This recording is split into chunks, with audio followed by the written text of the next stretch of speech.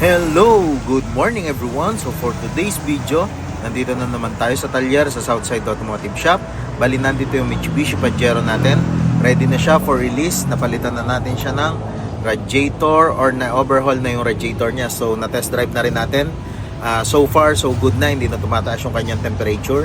And then dito naman sa side na to, nandito yung Starex.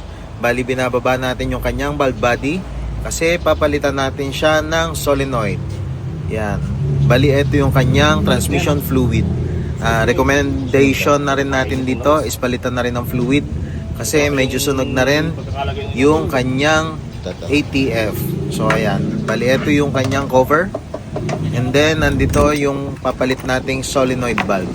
Bali, yan ay tatlong klase. Isang piraso, tapos dalawang tig-tatlong piraso. So, yan yung papalitan natin.